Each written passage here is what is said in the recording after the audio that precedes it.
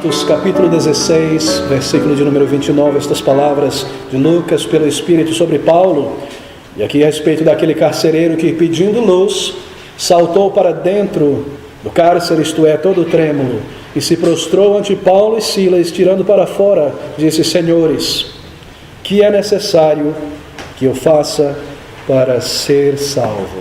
O título desta meditação nesta noite é um coração transformado por Deus. Bem, amigos, isso é a respeito da conversão do carcereiro de Filipos. Isso é a respeito daquele estranho e magnífico poder que é da parte de Deus operante na vida de um homem e de uma mulher quando em sua conversão. Realmente é necessário o poder de Deus para converter uma pessoa, porque a Bíblia compara a conversão como um nascer de novo, como a criação de uma nova pessoa. O poder necessário para mudar a mente de uma pessoa e ressuscitar um morto espiritual é o mesmo poder necessário para ter trazido à existência este universo e galáxias. Somente Deus pode transformar e salvar uma pessoa. A conversão não é nada como é ensinado por aí tantas vezes. Simplesmente eu olho para a religião cristã e digo que coisas belas e bacanas. Eu desejo frequentar uma igreja e tentar ser um melhor cidadão. Oh, não. A conversão é uma obra de Deus dentro da alma de um homem e de uma mulher. É uma transformação do alto, é uma operação de Deus na mente, mudando a concepção, perdoando pecados, transformando homens e mulheres em filhos de Deus, criando uma nova concepção, um novo caráter, uma nova vida dentro de uma pessoa. E esse texto que nós acabamos de ler em nossa segunda leitura é exatamente um exemplo, um caso-exemplo desta obra de Deus na conversão na vida de uma pessoa. E é tão bom considerar o caso experimental, pessoal, individual de alguém que tem um dia buscado a Deus e realmente o encontrado e sido tão transformado. Se você nesta noite está nesta situação em particular, em algum momento, semanas atrás, anos atrás ou meses, você começou a buscar a Deus de verdade, pessoalmente, e você talvez não saiba o que é a conversão, o que é a obra de Deus na vida de uma pessoa, como buscar o perdão e como ter certeza de salvação. Deixe-me encorajá-lo, atente para essa passagem, porque aqui é um exemplo real, de uma pessoa real, que um dia conheceu o poder de Deus na salvação. Bem, é um caso que acontece na cidade de Filipos. Nós lemos aqui, no versículo 11, nos é dito por Lucas. Lucas era um médico historiador, andando sempre com Paulo, que navegando de Troade, fomos correndo em caminho direto para Samotrácia, e no dia seguinte para Neápolis, e dali para Filipos, que é a primeira cidade desta parte da Macedônia. E é uma colônia romana, isto é. E estivemos alguns dias nesta cidade. Muito bem. Filipos era uma cidade ali na Macedônia, fundada no século IV a.C., por Filipe II, aquele famoso rei, pai de Alexandre o Grande. E ele dera àquela cidade, na Grécia, na Macedônia, seu próprio nome. E posteriormente, por volta do ano 108 a.C., quando o Império Romano começou a se espalhar em seu domínio por toda parte, aquelas cidades gregas foram capturadas e se tornaram cidades romanas também. E esta cidade de Filipos, em particular, se tornou uma colônia romana. Era uma pequena vila ou cidade que tinha o status de ser uma colônia romana. E para aquele lugar, muitas pessoas, muitos romanos em particular, se dirigiram, porque era uma cidade que tinha um status privilegiado dentro do Império Romano. Ela tinha, por exemplo, uma autonomia governamental, havia os seus líderes próprios ali. Era um lugar muito bem construído, a arquitetura famosa dos romanos, em pedra, um lugar de ótima temperatura. Muitos soldados romanos, na verdade, migravam para se aposentar ali, gastar o restante dos seus dias naquela cidade de Filipos. E eram pessoas bastante orgulhosas da cidade, porque eles falavam a língua romana, o latim, e a maioria daqueles homens tinha uma cidadania romana. Eram cidadãos romanos. E tinham também a cultura greco-romana. Eles adoravam os deuses romanos, não em particular os deuses gregos, nessa altura da história deles. E tinham toda aquela natureza, cultura e mentalidade de um romano. E Paulo, nós lemos, se dirige para aquela cidade junto com seus companheiros. Não é sua primeira viagem missionária, assim por dizer, mas é o primeiro momento em que ele pisa na Europa, e é exatamente aqui que o Evangelho chega pela primeira vez no continente europeu e dali se espalhando por toda parte. Bem, ele encontra ali, nós lemos, uma mulher chamada Lídia, no versículo de número 13. No dia de sábado saímos fora das portas da cidade, à beira do rio, onde se costumava fazer oração. E assentando-nos, falamos às mulheres que ali se ajuntaram. Havia um grupo de judias, de mulheres que adoravam o Deus verdadeiro. Elas saíram daquela cidade politeísta, na beira de um rio, para adorar ao Senhor, fora daqueles ídolos. E Paulo soube disso e foi ali levar a palavra do Evangelho.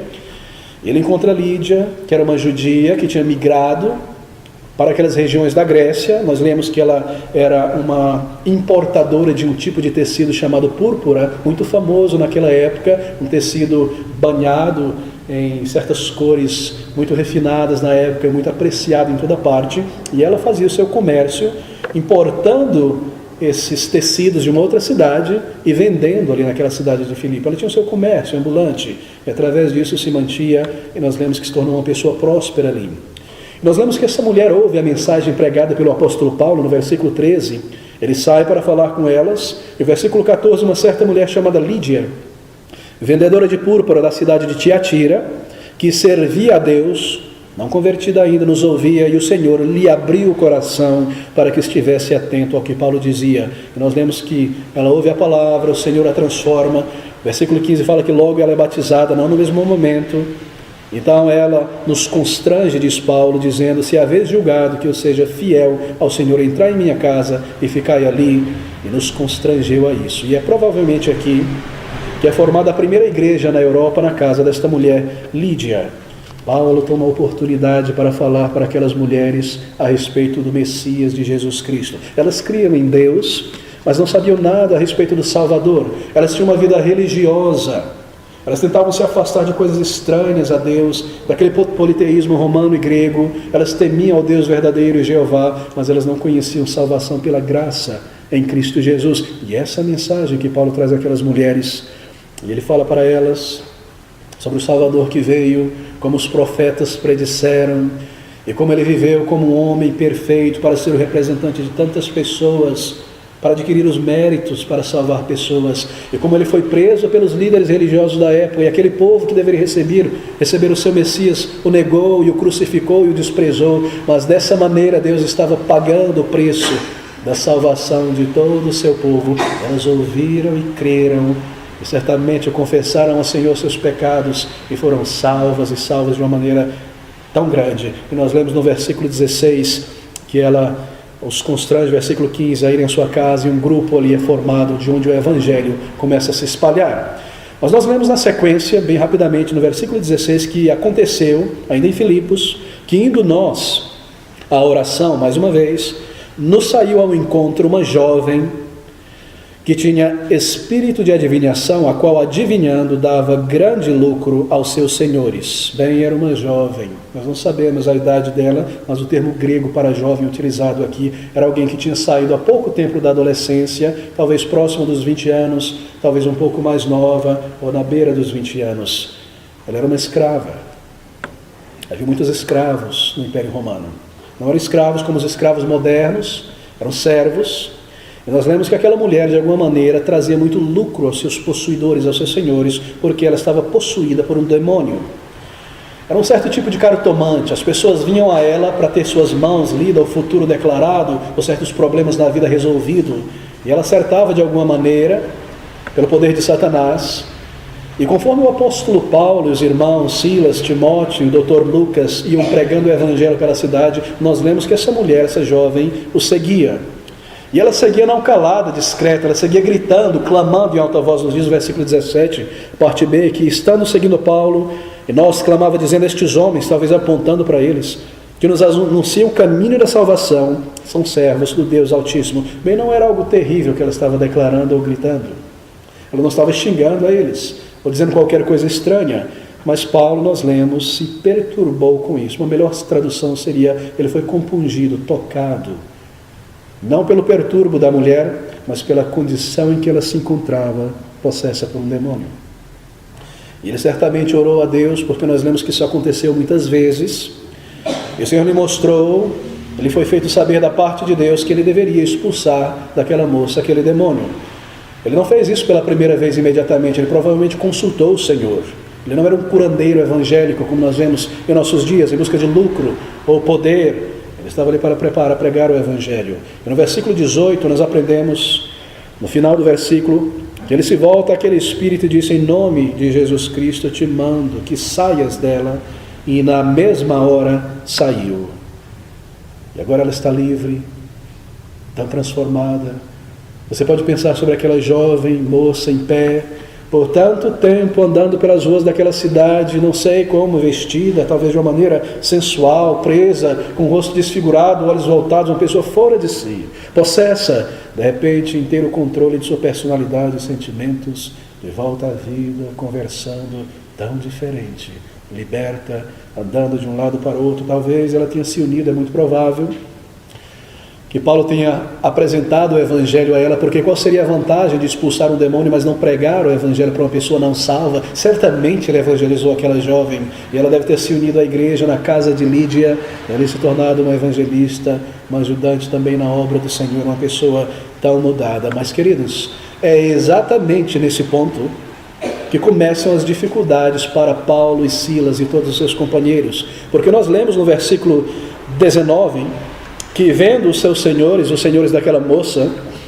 que a esperança do seu lucro estava perdida, prenderam Paulo e Silas e os levaram à praça, à presença dos magistrados. Eles não tinham nenhuma simpatia pela pobre condição da jovem moça. Não lhes importava que uma vida tinha sido perdida, que uma pessoa estivesse nas mãos de um espírito imundo como aquele, e toda uma juventude estragada, uma pessoa tão possuída. Eles não tinham qualquer simpatia pela jovem. Tudo que lhes interessava era o lucro que podiam extrair dela. E assim eles prenderam Paulo e Silas, que é uma maneira amena de dizer que eles tomaram ele pelas mãos e os pés e os carregaram nos ombros, presos para o meio da praça pública. No versículo 20 nós lemos que, apresentando-os aos magistrados da cidade, disseram: esses homens, sendo judeus, perturbaram a nossa cidade. E nós vemos uma série de acusações aqui. E nós lemos que haviam 2 magistrados naquele período, na verdade, naquela cidade, os historiadores nos dizem. Mas eles não poderiam fazer muita coisa, porque as acusações foram muitas e foram imediatamente, e aquela multidão já estava pronta a executar a justiça de acordo com a concepção deles, sem julgamento, sem levar testemunho, sem comparar testemunho. Nada aconteceu. Esse versículo de número 20, a segunda parte, nós lemos que estes homens, sendo judeus, perturbaram a nossa cidade. Que mentira, que engodo! Perturbaram a cidade, que exagero, que acusações por acaso estão ali pichando as paredes, quebrando os orelhões públicos, ou alguma coisa do tipo, trazendo o evangelho da graça redentora. Que engodo, porque eles simplesmente não falaram a verdade. Ele expulsou um demônio, libertou uma pessoa. Que mentira, que mazela nos corações. Acusações forjadas de serem intrusos e baderneiros, causadores de confusão, causadores de litígio, em termos de religião, essa ideia. E nós lemos que a multidão, ouvindo essas falsidades, ficou insana. E no versículo de número 22, ela deseja executar a justiça com as próprias mãos. E a multidão se levantou unida contra eles. E os magistrados, rasgando-lhes as vestes, mandaram açoitá-los. Bem, eles serão agora açoitados. Os judeus, em seus açoites, usavam de uma pequena vara, mais ou menos a metade de um cabo de vassoura, um pouco mais fino, de uma árvore de uma madeira muito dura e firme. Mas os romanos usavam de chicotes. E esses chicotes usados pelos romanos, como nós lemos no registro do açoite do Senhor Jesus Cristo, o Salvador, eram feitos de correias de couro, de mais ou menos 1 metro, um pouco menos de 1 metro, e ao longo dessas correias havia um nó, para que os nó, ao chicotear ou açoitar a pessoa, causassem hematomas no corpo da pessoa.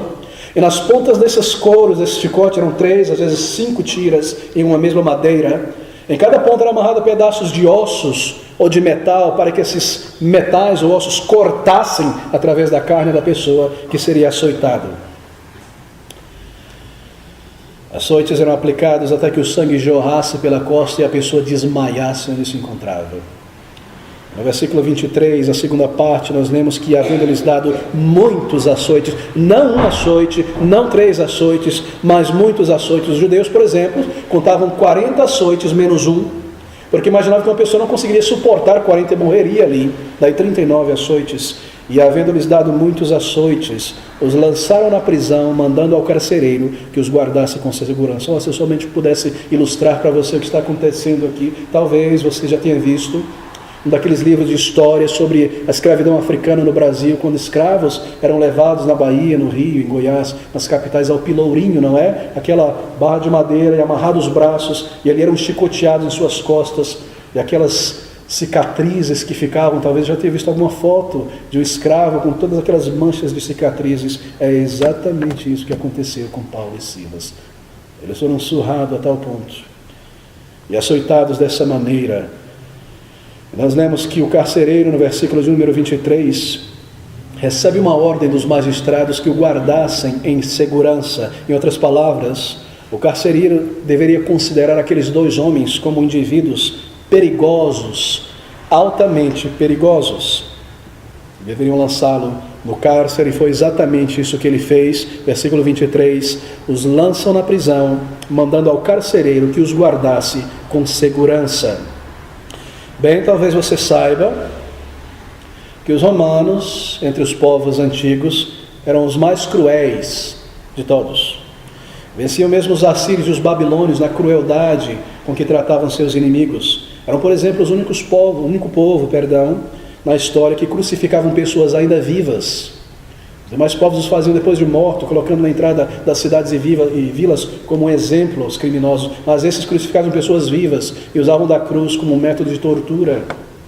E em seu sistema de aprisionamento, cárcere, haviam dois tipos de cadeias ou prisões. Havia uma cadeia romana, onde quer que ela fosse estabelecida em uma colônia, em Israel ou mesmo em Roma, dois tipos de cárceres, nos dizem os historiadores. Havia um cárcere exterior, uma área aberta, onde o prisioneiro tinha acesso à luz, a um banho de sol, e podia andar até certa distância dentro daquele cárcere exterior.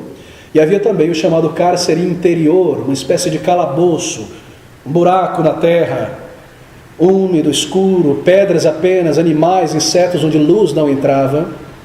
Nós lemos aqui que este carcereiro lança aqueles homens, versículo 24, tendo recebido tal ordem, os lançou no cárcere interior, e tendo feito isso, ele segurou os pés no tronco. E aqui você pode imaginar Paulo e Silas, com suas costas rasgadas, sentados, eretos, com os pés esticados e madeira prendendo os seus pés, em um lugar escuro, úmido e fétido, com outros prisioneiros que ali já estavam.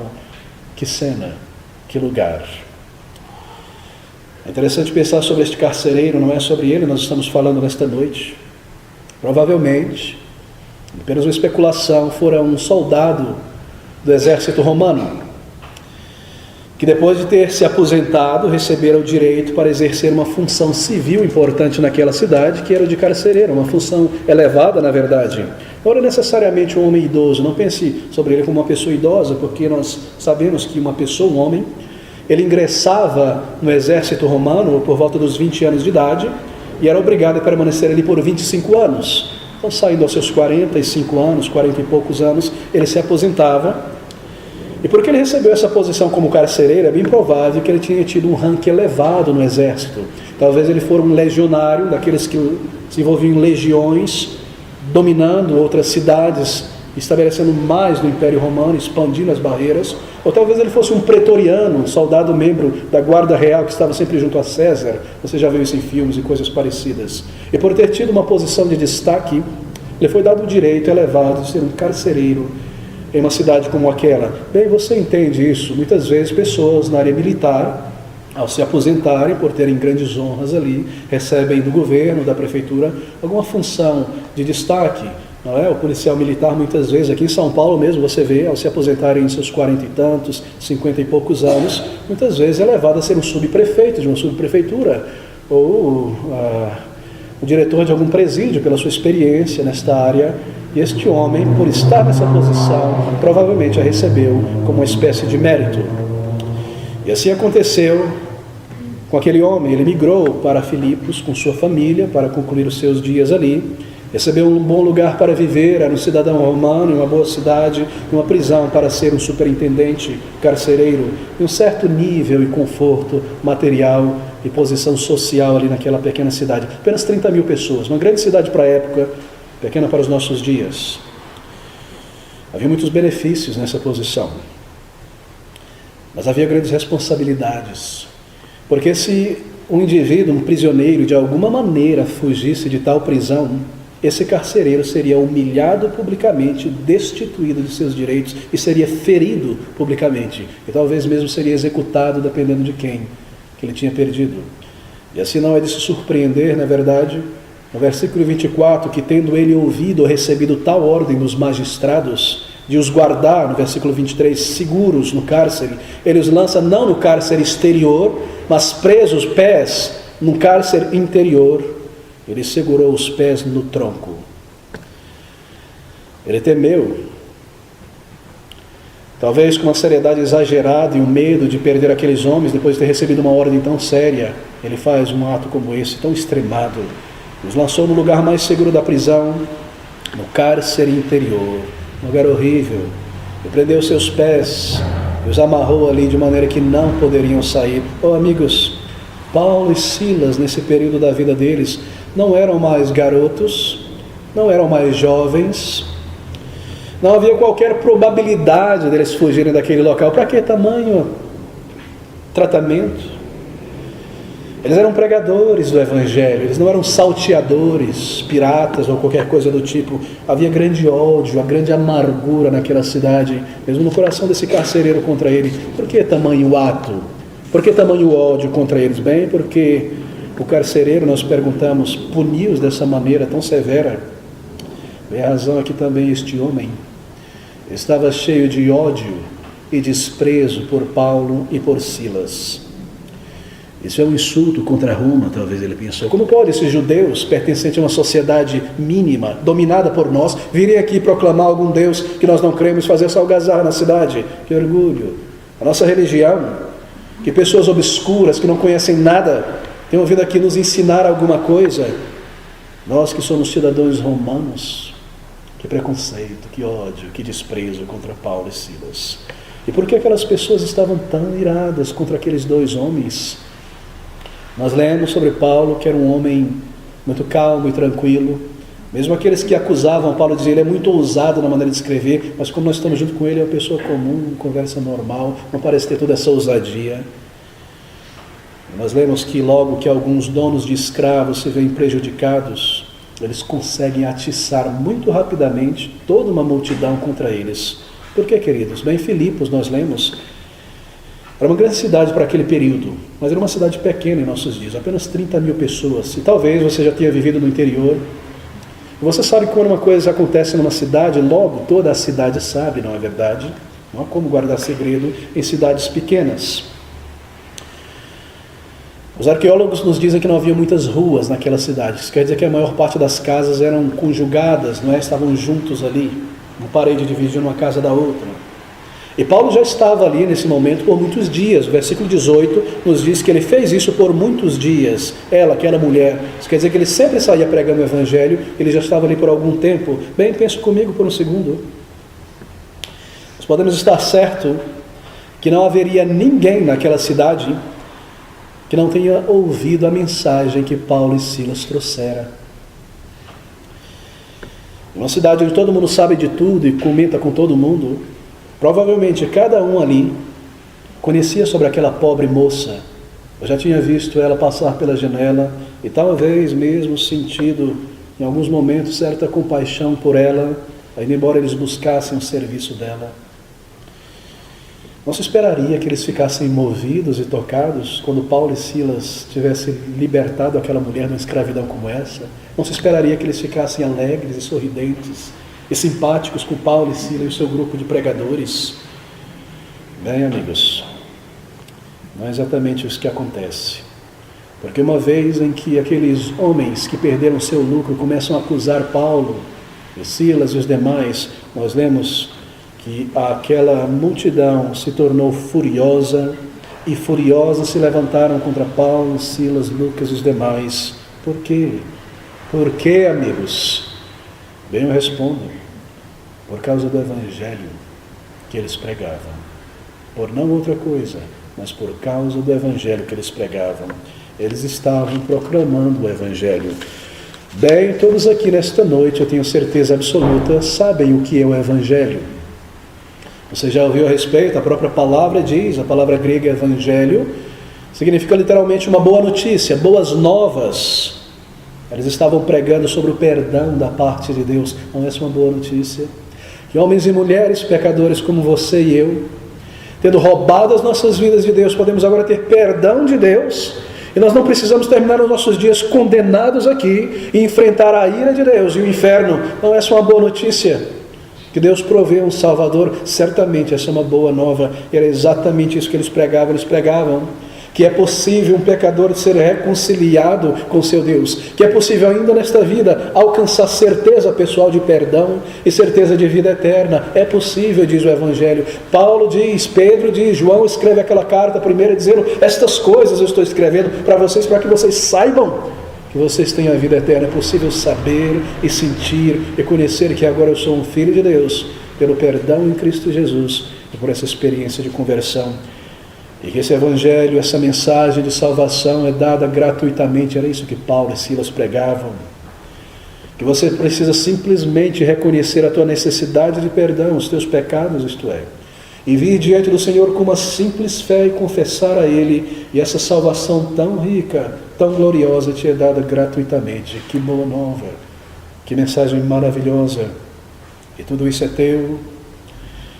E você se torna um cidadão não do Império Romano, mas do céu, um filho, uma filha de Deus. E você não precisa mais se apegar a falsos ídolos de pedra, de mosaico, de pinturas, coisas que não podem fazer nada por você, mas você tem um relacionamento com Deus vivo, Ele ouve as tuas orações, e Ele te responde, Ele te guia, e Ele jamais te deixará. Não é essa uma boa notícia?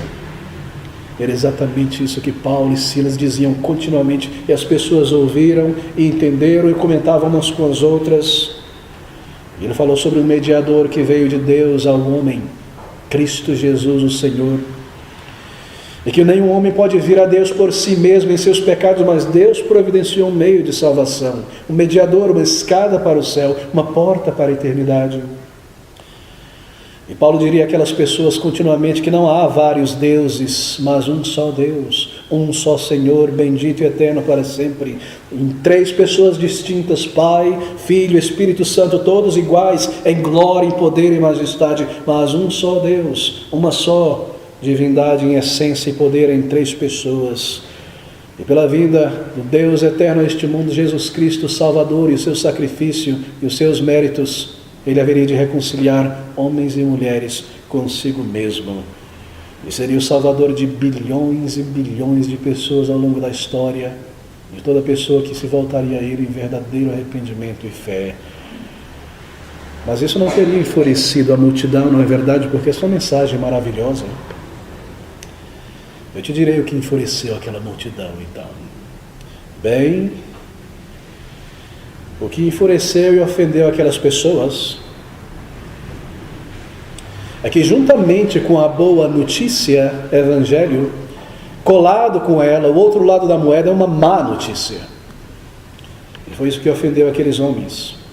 E a má notícia para os ouvidos deles é que eles necessitavam desta única mensagem de salvação, e que aos olhos de Deus nós não somos pessoas boas e maravilhosas como nós pensamos, mas que aos olhos de Deus somos pecadores, estamos condenados por Deus, que vê cada um de nossos pecados e que registrou cada um de nossos pensamentos. Ele sabe muito bem cada mentira, cada pingodo, cada sensualidade. Ele sabe quantas vezes nós já quebramos as suas leis. Será que você nesta noite não tem um problema com orgulho?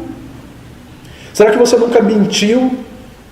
Será que você nunca quebrou nenhum dos mandamentos de Deus? Não furtará. Eu nunca furtei a ninguém. Será que você nunca furtou a oportunidade de alguém?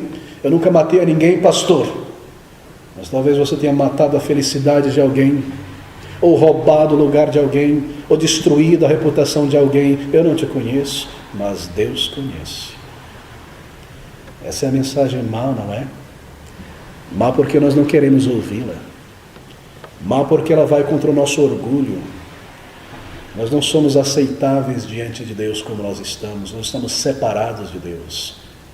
E aquilo que nós fazemos de bom para o próximo não pode comprar a nossa salvação. Nos é dito que salvação não é por méritos. E Paulo diz estas coisas para eles. Há um só Deus e não muitos, e um só caminho de salvação, e este é por meio de Jesus Cristo. Não pela filantropia, não por caridade, não por ser um religioso, não por bom pensamento sobre Deus, mas simplesmente se vendo como um pecador e dizendo ao Senhor: Senhor, eu sou um pecador. Eu nasci um pecador, eu tenho vivido como um pecador, eu escolhi ser pecador, eu fui contra a minha consciência tantas vezes e pequei contra ti. A minha vida é um iceberg, uma montanha de pecados, e todos eles estão registrados diante de ti. Eu mereço as chamas eternas. Ó Senhor, tem misericórdia de mim. Eu creio em teu Filho Jesus Cristo, que ele morreu por pecadores, e eu sou um desses. Eu venho como um pecador arrependido. Salva a minha alma, transforma, purifica o meu coração. Paulo certamente disse essas coisas àqueles homens. Ele disse a eles que, da maneira como eles se encontram, você e eu, sem a conversão, estamos separados de Deus. Eu separado de Deus, e que haverá um dia de prestar contas. A Bíblia diz que ao homem e mulheres está determinado por Deus morrer uma só vez, não morrer e reencarnar, mas morrer uma só vez. Então, julgamento, prestação de contas. E porque nossos pecados nos tornam pessoas impuras aos olhos de Deus, nós não estamos preparados para este dia de prestar contas. E por isso devemos ser condenados e condenadas justamente por Deus. Oh, queridos, você já ouviu a respeito desta mensagem? Essa é a mensagem do Evangelho. Que Deus é santo, que significa dizer que Ele é justo, reto. Ele não pode fechar os seus olhos para os nossos pecados, como nós nos enganamos, não é? E há todo tipo de pecados dentro de nós. A Bíblia diz que toda cobiça é pecado, e todo orgulho é pecado. Será que você não tem um problema nesta noite com a mentira ou com a sensualidade? Será que você não tem um problema nesta noite com a incredulidade? Nós não podemos nos recomendar a Deus. Nós precisamos de alguém que nos recomende a Ele. E esse é Jesus Cristo e os seus méritos. E essa é a mensagem do Evangelho. E todos nós estamos presos à lavagem cerebral que o mundo oferece, não é? Tantas alternativas nos é dito, tantos caminhos para Deus. Que mentira, que engodo. Quem jamais poderia reconciliar alguém com Deus, senão o próprio Deus, vindo Ele na pessoa de Jesus Cristo? E essa mensagem ofendeu aqueles homens e mulheres de Filipe. Você deve se arrepender e buscar a Deus. Você está dizendo que a minha vida não é aceitável diante de Deus, que eu preciso começar do zero, como alguém que nasce de novo, uma criança, que eu preciso de tudo da parte de Deus para receber perdão e vida eterna, que não há nenhum bem moral em mim que eu possa trocar e barganhar, que todas aquelas cadeiras de rodas que eu doei, e todas as orações e rezas que eu fiz, e os sacrifícios que eu fiz, e tudo mais, e tudo mais, e tudo mais, será que isso não compra a minha salvação? A palavra de Deus vem e diz: jamais. Que coisa, não é? Essa mensagem nos ofende também, porque ela diz que salvação deve ser pedida e deve ser dada gratuitamente. Eu não posso comprá-la. Mas vem dito que se eu não dobrar os meus joelhos diante do Senhor em profundo e sincero arrependimento, eu jamais encontrarei perdão e vida eterna. Essa mensagem os ofendeu, e eles se enlouqueceram contra Paulo. É por isso que muitos são odiados, não porque vivem vidas tortas, mas porque proclamam o mesmo Evangelho, que salvação é somente pelos méritos de Jesus Cristo. Essa mensagem os ofendeu, eles queriam linchá-los, e logo que a oportunidade veio, eles lançaram mão dessa oportunidade para vê-los punidos e humilhados. Sem dúvida é a mesma coisa conosco hoje em dia, não é verdade, amigos? Tenho certeza que você concorda. Por que será que certas religiões populares são tão convenientes? Por que será que o catolicismo romano, o espiritismo, o evangelicalismo que nós vemos hoje em dia, da prosperidade, é tão popular? Ou as religiões orientais e asiáticas, muito mais popular ao ouvido das multidões do que essa mensagem que eu estou pregando nesta noite? Por que será? Porque eles se livraram do Deus da Bíblia, que no lugar dele esconderam o verdadeiro problema humano, que é o problema do pecado, e oferecem às pessoas tudo aquilo que o orgulho humano deseja. E me diz que eu sou uma boa pessoa, e que isso é importante, e que Deus me aceitará como for. E os meus pecados? E a minha imoralidade, a minha mentira e tudo de vil que eu já fiz. Não. Deus não me irá condenar por isso. Ele simplesmente irá me perdoar. Ele vai olhar sobre mim por causa da minha bondade e das boas coisas que eu fiz. Não é essa a mensagem que nós temos aprendido por aí, que esse não é um Deus santo no final das contas, que fecha os olhos para os nossos pecados e nos deixa pisar sobre a sua lei. Essa é a mensagem tremendamente popular. Você percebe que esse era o apelo dos ídolos romanos e gregos? Qual é o apelo de ídolos feitos de pedra e de gesso e de mosaico e de pintura? Um ídolo construído pela mão humana. É muito simples. Eu construo meu Deus e eu lido com o meu Deus como eu quero. Se o meu Deus, o meu santo, não me ouve e me responde, o que eu faço? Eu ponho ele de castigo atrás da porta, dentro de uma caixinha, fecho, não quero saber. Eu bato, eu viro de cabeça para baixo. Conveniente, não é? Esse meu Deus que eu criei, esse meu ídolo, ele não interfere em minha vida. Eu posso vir a ele e pedir o que eu quero, ele me abençoa, mas ele não lida com o meu pecado, ele não se importa. É um Deus muito conveniente esse, não é?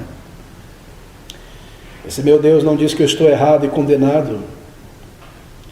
Essa é uma mensagem que agrada a milhões de pessoas. É por isso que a idolatria é uma religião tão boa e conveniente, porque ela diz que você pode supostamente ter o céu e Deus e viver em teus pecados. Não é essa a mentira que nós ouvimos em todo o tempo, que você pode pular o carnaval do adultério e da mentira e do engodo, e por um pouquinho de cinza na cara numa quarta-feira, tudo está bem, você pode ter religião e pecado e se preparar para o próximo carnaval, e para o próximo adultério e para a próxima mentira, porque eu tenho uma religião que me diz que eu posso ter as duas coisas.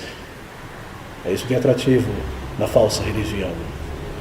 E essa mensagem de Paulo sobre arrependimento e fé no Salvador não foi atrativa àqueles homens. Eu não quero um Deus que interfere em minha vida. Eu quero uma religião, um Deus que me diz que eu tenho milhões e milhões de chances o tempo todo. Me dá mais uma chance, me deixa me reencarnar e ter mais e mais chances enquanto eu sigo pecando por toda a eternidade e nunca me arrependo. Eu prefiro uma religião que me diz isso, porque eu tenho que me arrepender uma vez por todas e crer no Salvador e virar as minhas costas para o pecado. Me agrada essa mensagem, não é? Que diz que eu posso comprar as minhas bênçãos em um lugar no céu, dando uma oferta financeira, andando por um vale de sal, pulando uma fogueira. Me diz o que eu tenho que fazer, eu faço, contanto que eu posso viver como eu estou, longe de Deus. Essa é a atração dos ídolos. E essa mensagem de Paulo sobre eu sou um pecador e diante de Deus eu estou condenado e eu preciso clamar a Ele por vida e perdão e crer no seu Filho que veio a este mundo, isso vai contra o meu orgulho. Logo que eles tiveram uma oportunidade, eles lançaram mãos de Paulo para acabar com ele. Essa é a razão porque eles se iraram tão rapidamente. E esses filipenses estavam nessa situação, acostumados com seus deuses romanos, não é? Nenhuma daquelas divindades lidava com seu pecado ou põe o dedo em sua condição. Deuses que te davam todo tipo de licença para continuar pecando. E a mensagem do verdadeiro Deus Santo, pregado por Paulo, ofendeu profundamente lá dentro da alma deles. Você pode mesmo ver os dentes deles se rangendo, esperando a oportunidade para lançar mão de Paulo e Silas. E essa mensagem continua a ofender muitas pessoas ainda hoje, porque nós somos muito orgulhosos para recebê-la e nos submeter ao critério do Evangelho, que é arrependimento e fé em Jesus Cristo, somente, mais nada. Me diga o que eu tenho que fazer, me diga o que eu tenho que comprar, ofertar, subir uma escadaria de joelho, eu quero fazer por merecer. É só isso. Crer em Jesus é muito barato, é muito simples. Me dá o preço, eu pago. Mas se fosse dado o preço, querido, você jamais conseguiria pagar. O preço é vida santa, perfeita, sem jamais pecar, nem um dia, nem um segundo de toda a tua vida, honrando a Deus de todo o coração, amando acima de todas as coisas. Será que você ou eu conseguimos pagar esse preço da nossa salvação? É por isso que Jesus Cristo veio a este mundo para pagar e viver esta vida e cumprir tudo aquilo que a lei de Deus exige para ser o representante de pessoas como você e eu, para que por meio dele eu pudesse alcançar os méritos que Deus exige de um homem e de uma mulher para lhe dar o perdão e a vida eterna. É por isso que salvação é somente por meio de Jesus, isto quer dizer pelos seus méritos, pelo seu sacrifício, pela sua vida, através de Jesus Cristo. Todos ouviram esta mensagem naquela cidade, eu devo correr para o final agora. Inclusive aquele carcereiro de Filipos. E provavelmente também ele estava cheio de preconceito contra os discípulos. Ele era um homem amargo. Ele não gostava daqueles prisioneiros, poderia causar problema para ele, para a sua carreira. Quem sabe eles não conseguissem fugir dali. Ele não gostava da situação de ter que vigiá-los naquele cárcere interior, aquele lugar obscuro e sujo. Ele era um homem cruel. Ele nada fez para aliviar a dor de Paulo e de Silas, ou melhorar a condição deles. Talvez tenha tido prazer em lançá-lo naquele calabouço ali, desprezá-los para lá. Homem duro, homem cruel. Mas como foi então que em pouquíssimos versículos houve uma imensa, uma tremenda transformação em sua vida? É de se admirar, não é? Que no espaço de pouquíssimos versículos ele tenha mudado tão tremendamente. Bem, nós sabemos o que aconteceu. Aquele homem também ouvira o evangelho pregado por Paulo em algum determinado momento. Paulo pregava nas praças, Timóteo também. E por mais que ele detestasse aqueles homens vindo de uma outra cultura pelo seu preconceito, a mensagem ficara em sua mente. E aquela mensagem começou a mover, e ele começou a pensar sobre isso. Ele ouvira sobre o que acontecera com aquela pobre jovem roubada de sua família, uma escrava, andando pelas ruas naquela condição. Talvez ele tivesse uma filha da mesma idade. E como ela fora liberta e transformada por aqueles homens, e aquilo ficou em sua mente, em seu coração. Eles estavam, Paulo e Silas, sangrando, presos, cheios de hematoma. E o que eles fazem? Praguejam e xingam. Eles cantam louvores ao Senhor, cantam salmos, hinos ao seu Deus, e todos os demais ouviam aquele coral.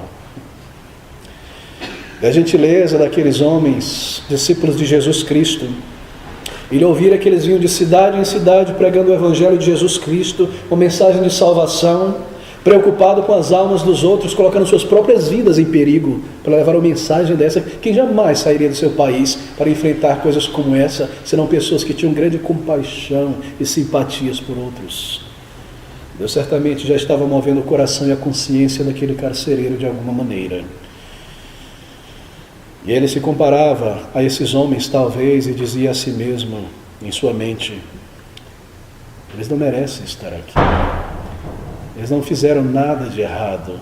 Foi o engodo daqueles homens que levaram ele a estar aqui. Foi uma mentira, uma politicagem. Eles simplesmente não merecem estar aqui. Eu sou uma pessoa cruel. Eu tenho feito isso, eu tenho feito aquilo, eu já tirei vidas de pessoas. Eu já me envolvi em pecuinhos para conseguir chegar a esse status social, roubando o lugar de pessoas. Eu mereço estar aqui. Eu tenho vivido uma vida de orgulho, de aparência e de dureza dentro de mim. E no meio de tudo isso, de todos esses pensamentos, esses turbilhões de ideias, nós vemos no versículo 26, que de repente sobreviu um tão grande terremoto, que os alicerces do cárcere se moveram e logo se abriram todas as portas e foram soltas as prisões de todas. Desespero, gritos, terror, de repente, tragédia antecipada, e aquele homem irá tentar tirar a sua vida, porque ele sabe que ele será humilhado e ferido em praça pública por aqueles homens escravos e prisioneiros que logo fugiriam depois do terremoto. No versículo 28 nós lemos, versículo 27, e acordando o carcereiro e vendo abertas as portas da prisão, tirou a espada e quis matar-se, cuidando que os presos já tinham fugido. Mas Paulo clamou com grande voz, dizendo: não te faças nenhum mal, que todos aqui estamos. E pedindo luz, uma lanterna, uma tocha, saltou dentro, e todo trêmulo se prostrou ante Paulo e Silas, e tirando-os para fora disse: senhores, que é necessário que eu faça para ser salvo? Aquele carcereiro, amigos, se achava um homem livre, um cidadão romano. Ele não era um escravo do Império Romano, ele pertencia à Pax Romana, suas medalhas em casa, mas ele era prisioneiro do seu orgulho. Ele era prisioneiro de suas concupiscências e de seus pecados, e dominado por um coração distante de Deus. E ali estavam Paulo e Silas livres na prisão. Eles eram os verdadeiros livres. Um terremoto acontecera na prisão e na cidade, mas um maior terremoto aconteceu na alma daquele homem, porque Deus abriu seus olhos e o fez ver a sua real natureza diante do seu Criador, e a sua concupiscência e a sua dureza e o seu pecado e os seus orgulhos. Ele estava convicto da realidade de Deus, de repente, convicto de seus pecados, convicto de sua iniquidade e da mensagem dos discípulos e do poder do Evangelho para transformar pessoas e fazê-las como aqueles 2 discípulos tão transformados, tão diferentes. Amigos, deixe-me perguntar a você, isso já aconteceu contigo? Já aconteceu um terremoto em tua alma que te acordou da complacência do pecado e te fez ver que você está andando à beira de um abismo? Quantas batidas cardíacas você tem de vida neste mundo? Que medida de ar você ainda tem para respirar? Você não percebe que é apenas um cordão fininho, finíssimo, te pendurando sobre o abismo, esse ar que você respira? No momento que a torneira for fechada, você parte deste mundo para a eternidade. E você nunca buscou a Deus. E você nunca clamou por vida e por perdão, e você nunca se arrependeu da dureza do teu coração diante do Senhor. Se isso não aconteceu, isso deve acontecer enquanto há tempo. Se os teus olhos não foram abertos ainda, eles devem ser abertos enquanto há tempo. Nós ouvimos as palavras deste homem, que palavras tão tremendas no versículo 30. Ouça o que ele diz: e tirando-os para fora, disse: Senhores, que é necessário que eu faça para ser salvo? Ele não perguntou o que é necessário que eu faça para manter a minha reputação, o que é necessário que eu faça para evitar uma desgraça e o meu nome ser manchado e lameado na sociedade, o que é necessário que eu faça para ter a salvação, o perdão de meus pecados, ser uma nova criatura, ter a reconciliação com Deus verdadeiro e a vida eterna dentro dos mortos. O que é necessário, o que eu preciso fazer para ser salvo? Ser salvo se tornou a coisa mais importante e mais urgente diante daquele homem em toda a sua vida. E o mesmo deve acontecer com você se isso não aconteceu. Salvação deve deixar de ser algo importante, mas secundário, e tornar-se algo de extrema importância e primário em tua busca e em tua vida. A menos que você veja e entenda, diz a palavra de Deus, as consequências do pecado de terminar uma vida sem o perdão de Deus e a certeza de vida eterna. A menos que você entenda e pare e busque a Deus por meio de Jesus Cristo, que é o caminho que Ele proveu, você segue para um destino de tragédia e morte. Eu não quero lhe ofender com essas palavras nem lhe assustar. Será que os teus olhos já foram abertos? Será que você já abriu o livro da vida e viu a si mesmo como Deus te vê?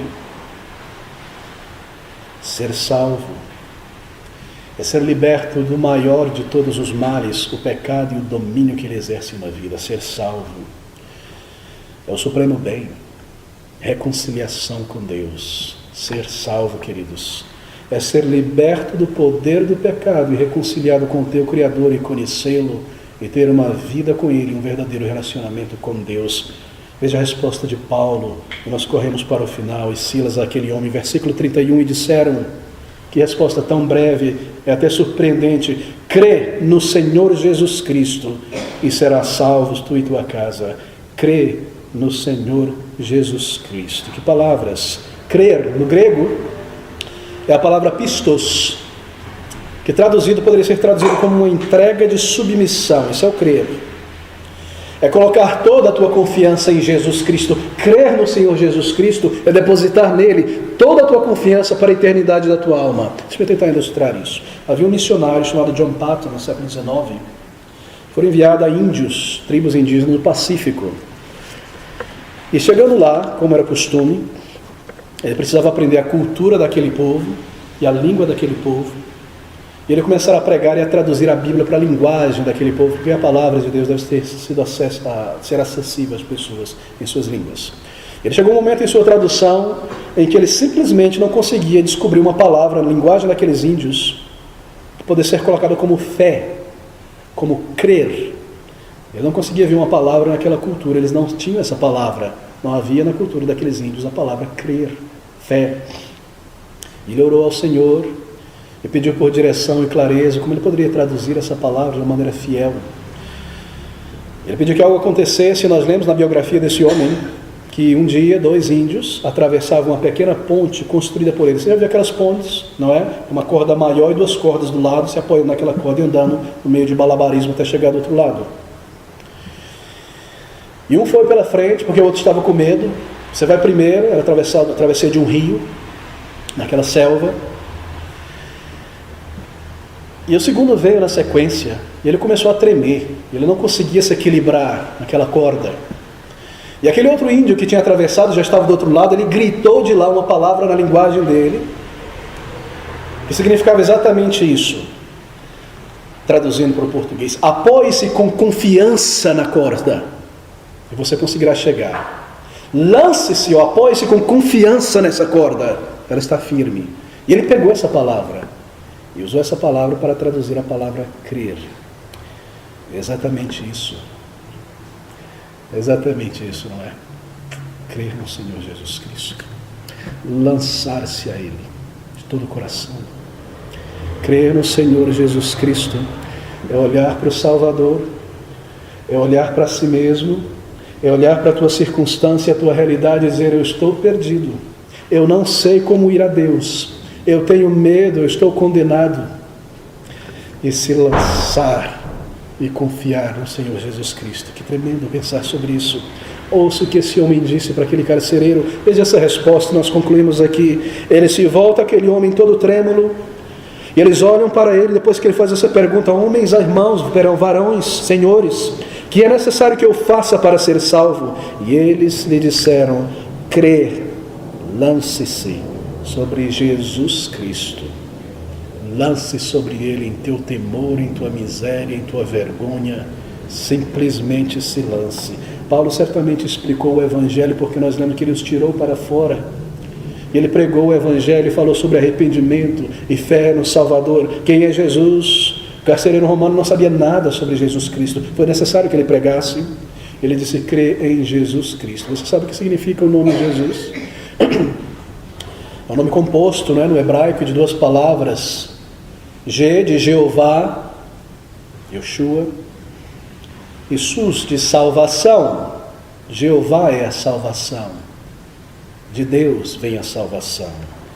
Crê, se lance, se entregue à salvação que Deus proveu.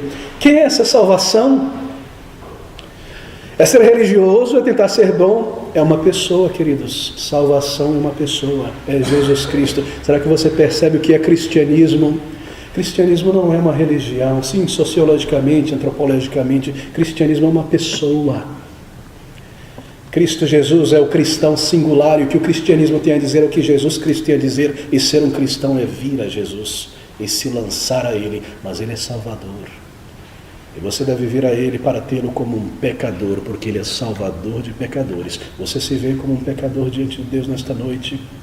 Então creia no Senhor Jesus, lance-se a Ele. Não interessa como você se sente nesta noite, teus medos, quão distante você já foi de Deus. O poder do pecado e da incredulidade, simplesmente venha a Ele e confesse a Jesus Cristo os seus pecados e diga a Deus: Senhor, eu venho a Ti.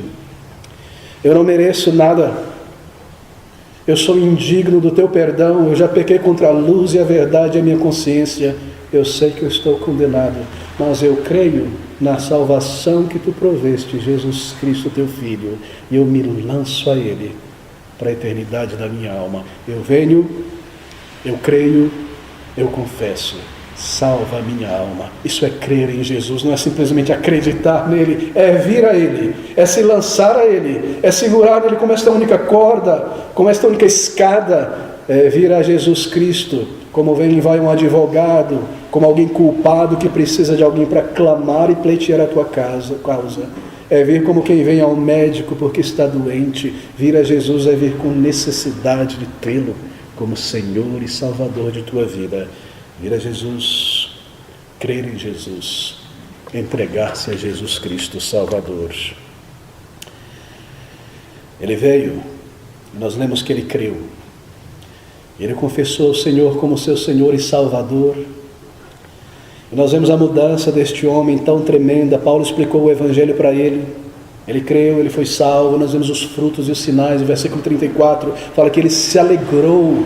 Imagina aquele homem carrancudo e mau se alegrando com toda a sua família. Por quê? Por ter sido salvo pelo amor de Deus, pela compaixão de Deus. No versículo 33, ele começa a tratar as feridas daqueles dois homens. Um novo coração lhe foi dado, uma nova sensibilidade, um amor pelos outros, um desejo de agradar a Deus. Amigo, você já foi salvo. Há sinais de verdadeira salvação.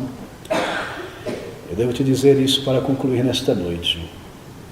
Se você ainda não foi salvo, você permanece condenado diante de Deus. Não é que você será condenado, você já está condenado. Há uma sentença de morte escrita, apenas esperando a execução. Venha Jesus, venha e creia, se lance ao cuidado dele, peça por vida e por perdão. Você não vem a Jesus Cristo, você segue lentamente para a tua condenação. Eu preciso te dizer isso, meu objetivo não é te ofender nesta noite. Mas eu devo te dizer que se você não vier logo a Jesus Cristo, se você ainda não veio a Jesus Cristo, amigo, você está cometendo suicídio espiritual lentamente. Você está tomando essa espada e você está cometendo suicídio espiritual. Mas eu estou aqui nesta noite pregando essa mesma mensagem que Paulo e Silas pregou àquele homem, o Evangelho. E eu quero te dizer, não te faça nenhum mal. Crê no Senhor Jesus Cristo. Não cometa suicídio espiritual. E feche os teus olhos e os abra na presença de teu Criador, sem ter buscado a Jesus, sem ter vindo a Ele. Creia nesta noite. Creia. Confesse. Peça e se entregue a Ele. E você conhecerá o perdão de Deus e a certeza de vida eterna, e você saberá que Ele te salvou, porque Ele te dará um novo caráter, uma nova paz, um novo desejo, uma nova vida, um relacionamento real com Ele. Ele ouvirá as tuas orações e te conduzirá, e quando aquele dia chegar, quando você tiver que deixar este corpo e subir para a presença do teu Criador, conduzido pelo Senhor à presença, sem medo, sem temor, certeza, paz, tão consciente na presença do teu Deus, porque um dia você se lançou sobre Ele para tê-lo como Senhor e Salvador de tua vida. Venha nesta noite ainda e creia e seja salvo.